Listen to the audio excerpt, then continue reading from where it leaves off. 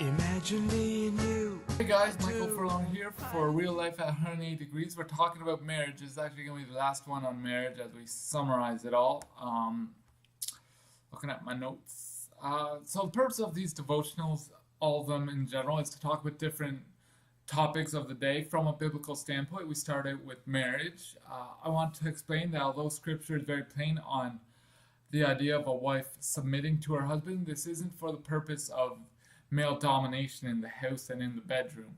As I discuss many issues, or will be discussing many issues from a biblical position, I'm reminded of the fact that we are being told that the Bible is old and outdated for the times.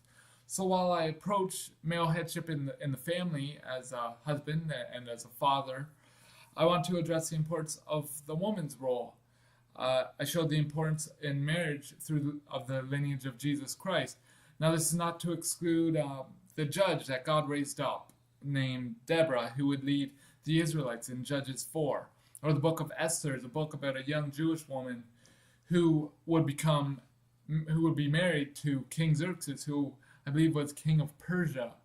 And through her obedience to the king, the Jews were able to rise up, and people would want to become Jewish as they saw this. You can read that in Esther 8, verses 16, 17. Or the picture of a wife in Proverbs 31, verses 10 to 31, of a strong, confident woman who is praised by her husband and children, who works the field, who buys the field, who works the field, who takes what she makes to the market. So a noble woman in Scripture is not just a woman who is barefoot and pregnant, as we are being told to believe by people who do not read the Scripture. And these are just three examples. There are many more. I was watching a video on YouTube the other night, and I had to turn it off. I think it was at one of those the Pride Parade things, and this man was shouting at a woman saying, "You must submit to man," and this is not true. Wives are to submit to their husbands, not to every single man. So in the next number of videos, we'll be talking about sex and dating from a biblical point of view.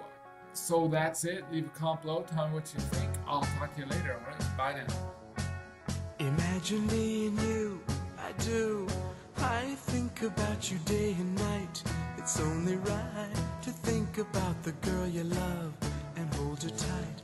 So happy together.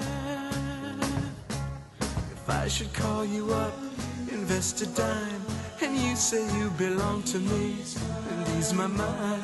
Imagine how the world could be so very fine, so happy together.